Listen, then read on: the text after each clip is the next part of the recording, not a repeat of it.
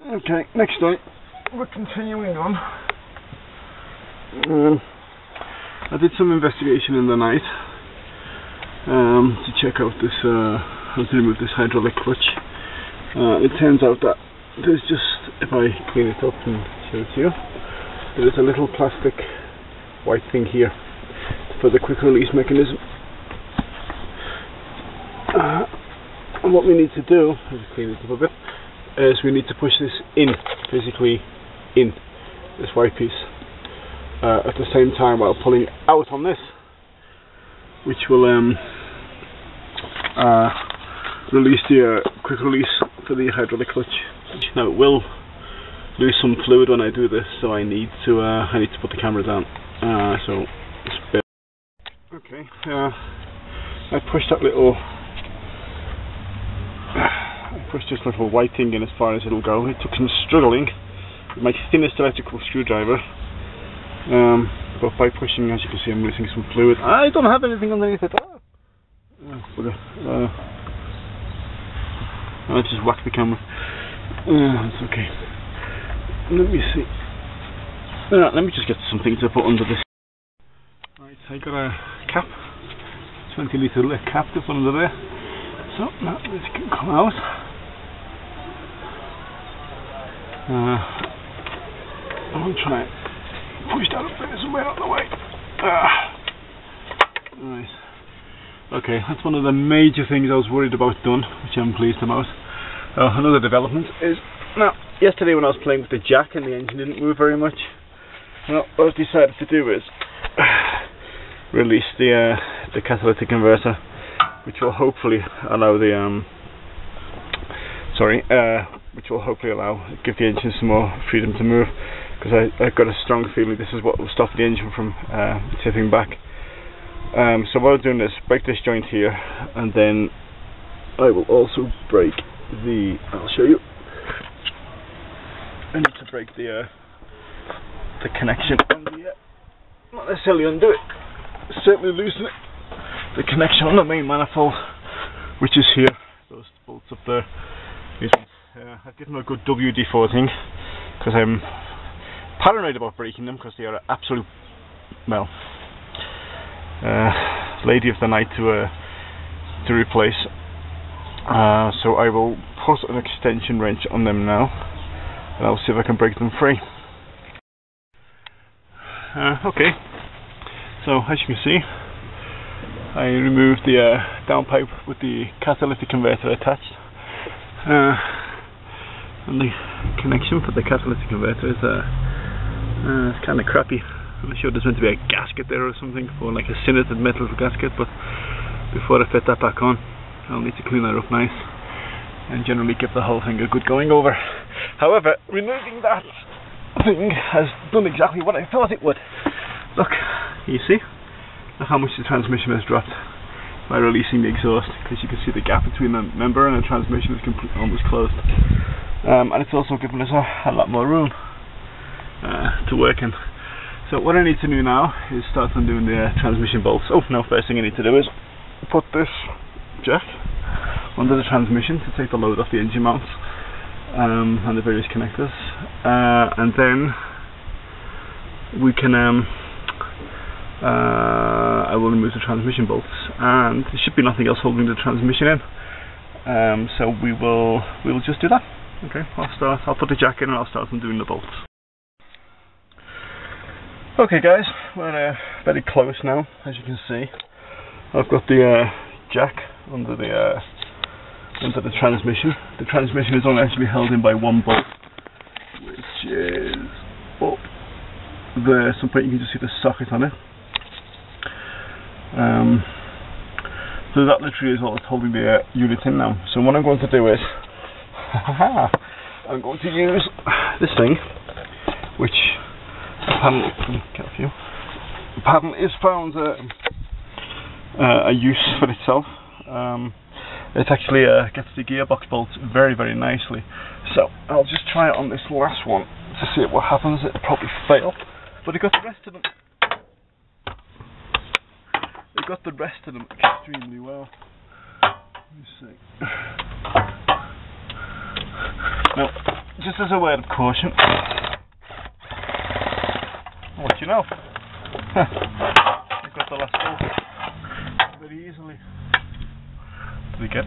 Is it out? I don't know. Ah, this thing's heavy. There you go. Let's see that again. Yeah, that bolt's down. Okay. Right, as I was saying, a word of caution. As a matter of factly, you're meant to use, when you use an impact wrench of any sort, this electric one has virtually no power, but the pneumatic ones, especially some of the more expensive ones, have horrendous amounts of torque, and you are not meant to use extensions with them. If you do, you're meant to use an approved extension. Also, any socket you use with an impact wrench is meant to be the... Yeah, let me get one to show you.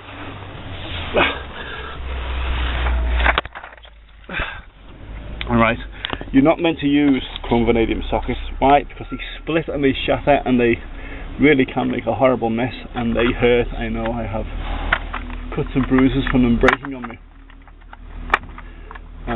You're meant to use these type of sockets, thick-walled black, especially designed for impact wrenches.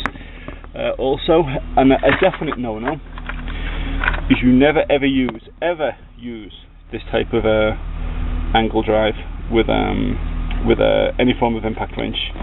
Why? Because if they lock over like this and the impact wrench is still going, yeah, it's like trying to hold onto a bull. It will literally tear your arm out of the socket. So you do not use these. You try to avoid these at all costs. Use these if you want to use an angle drive. Use a special one for an impact wrench, which looks like this, which is a ball and socket type of angle drive, and this is perfectly safe to use with impact wrenches. So there's a little bit of a safety tip for you. The belt housing and bolts, oh dear, the bottom ones were extremely tight, so tight in fact I had to use this here high angle ratchet drive to get some extra leverage on it, because the other one just wouldn't cut it and it felt like the teeth were going to explode. How big is this on that? Compared to a normal ratchet, which I think is 12 inches. This one is considerably bigger and can take considerably more torque. So that's how tight the bolts were. Anyway. Right, there's nothing holding the transmission in now, so all I need to do is first I'll reach up and take that bolt out. I'll see, it's moving now, and then I will attempt to pull the transmission out. Look at this. Aren't you glad you put these bags on to stop the oil? Look at that. Okay, so let me take that bolt out. Okay guys, at last, a bit of a struggle, which I unfortunately couldn't video because the jack slipped. The transmission is out, and it is somewhat heavier than what I remember them being, but anyway, it's out now. So here it is, complete transmission. This is the point where the hydraulic clutch is connected, and this is the clutch bleed nipple. Reverse switch, that's where the speedo drive went. Yeah, and we lost a lot of oil when it tipped over on its bleeding side. But it didn't come from here. But as we can see, there's obviously been a leak at some point in the past there. That's the seal that we found when we were removing the shifter, I think. So this is going to need a good jet washing, a good degreasing and a good jet washing before it goes back. Alright, this is the bell housing proper. And inside here we have the lay shaft, primary shaft, or whatever you want to call it. And take note of this, always check this for wear and make sure it's not dry or burnt. It's got like bluish purple burn marks on it. This is the primary, this is the spline that engages the clutch disc, and this is the throw bearing. And this one sounds kind of dry, you can hear that. Sounds kind of dry, and it's kind of rusty as well. I think it's my fault for driving through the deep water in the rainy season down here in old Mexico. Yeah, so that'll need to be replaced. This can't be replaced, it's part of the gearbox. Right, we have what looks like oil down here. Can you see this? Yeah, don't know where that come from, because when I took these two bottom bolts out here, they were covered in oil. yeah, that doesn't bode well. I hope it's just either a clutch leak on the cylinder, though there's no wet tracks from there. If not, that means the oil must have come from somewhere inside the engine. I hope it's come from the top and run down the sides, that's all, because if it's the main oil seal, I'm kind of buggered. That's a lot more work I really wasn't planning on doing, but it will need to be done. Anyway, let's have a look at the where it came from. Alright, okay, here we are. Oh, look at all the space we have now. Okay, this is the clutch proper. Pressure plate here, diaphragm spring, and the throw bearing that we saw before, the one that noisy one that I spun, presses against this, and these lever out like this, which pull the pressure plate off, which we can't see at the moment, but I'll show you later, to stop, so that it levers away from the clutch disc like this.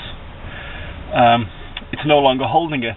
It is in fact no longer clutching it, which is where the term clutch comes from. Okay, this is the flywheel, this big metal disc here. These teeth here are where the teeth from the starter motor engage. We'll need to check these for wear, they look okay. Now, there's a lot of gunk and oil here. It's kind of dry though. It's not like it's runny wet. The splash plate. Alright, what I'll need to do now is to remove these 6 bolts here, here and here, to remove the clutch proper, and then we can have a look at that. I will try again David useless machine, the impact wrench, and see what that can do with them. Alright, Alright, so taking the screws out, the pressure plate is very loose, and in fact it's off. Let's have a look. Wait. Oh, right, let's have a look. First things first, let's check you need to check the face of the flywheel. This is where the clutch disc, which is this bad beastie here. And you know something? It is kind of worn, but I've seen worse. You can see this. It has these lines here. These are wear indicators. When the clutch is new, of course, the material's built up, so these channels run like all the way around. And as the material wears away, of course, the channels get flattened away. But there's still some material on it. I've seen it so that these rivets here actually are actually being worn away because there's metal on metal contact between either the pressure plate here. This is the pressure plate piece I was telling you about before.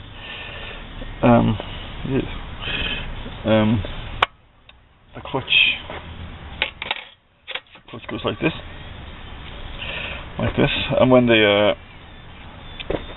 bearing we heard, the noisy bearing we heard before, pushes on these like this gets pushed in, and these springs here, they pivot like this, all of course, all equally at the same time, and this disc gets pulled that way, which releases. It's like having a friend's hand trapped between your 2 hands, and you can't pull it away if you apply pressure. But if you release the pressure, of course, you can pull his hand out. It can move freely, which is what the disc does. It moves freely like this. This is where the shaft from the gearbox goes in like this. And when the car is sitting still on the road, the wheels don't turn. That big drive shaft we took off doesn't turn. The transmission doesn't turn. The lay shaft that goes into here doesn't turn. Hence, the disc doesn't turn. However, this, because it's fastened to the engine, it is constantly rotating. It's only when you take your foot off the clutch, the springs relax, and the whole assembly is clamped together, that this disc is forced to turn, then the gearbox is forced to turn it, and so on and so forth. But one good thing is, I'm touching the back of the flywheel here, and there's no oil. That is good. That means the oil seal is not leaking. That means all the oil we have here must be running down from up here. Shit, yes. The rocker cover, the one that goes the camshaft and the is leaking.